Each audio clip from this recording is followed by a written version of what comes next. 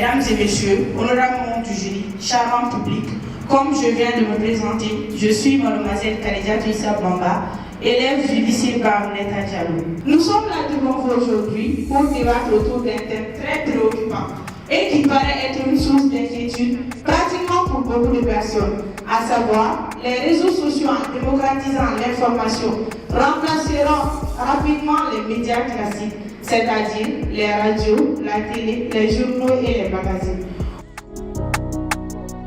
Mesdames et messieurs, la problématique soumise à notre réflexion est la suivante.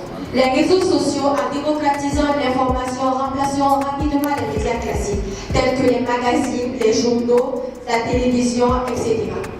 Êtes-vous d'accord avec cette assertion? À cette problématique, il n'y a qu'une réponse possible, elle est affirmative.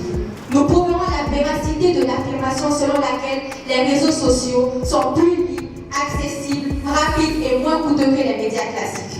Chers adversaires, faites appel à tous les directeurs de radio et de télévision. Demandez secours à tous les directeurs de publication de la presse écrite. Vous n'allez pas vous en sortir seul. Ces réseaux sociaux, vous le savez tous comme moi, ont généralement moins de contrôle et de directives concernant les informations générées par les utilisateurs. Chers adversaires, en fin de compte, la question n'est pas de savoir si les médias traditionnels sont morts, mais dans quelle mesure ils s'adaptent aux nouvelles habitudes des consommateurs et aux avancées techniques.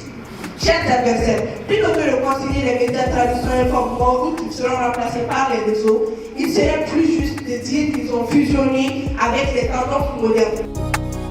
Honorable jury, votre attention. Nous ne voulons pas que nos chères contradictrices viennent nous dire qu'il y a trop de fake news.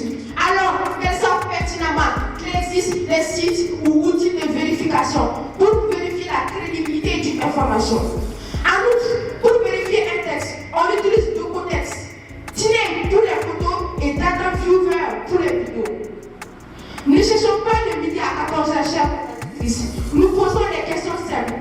Qui dans cette salle peut lever la main pour dire qu'il n'utilise ni WhatsApp, ni Facebook, ni Snapchat pour s'informer sur les réseaux sociaux?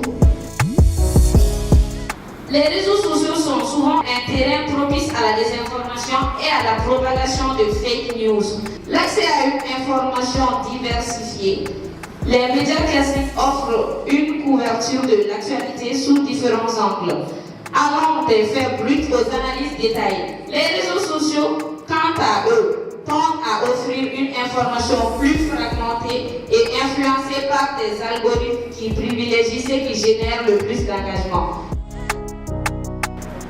Mesdames et messieurs, nous sommes environ une trentaine de personnes dans cette salle. Et seulement 3 personnes pensent que nous allons toujours continuer à nous informer à partir de la télé, la radio.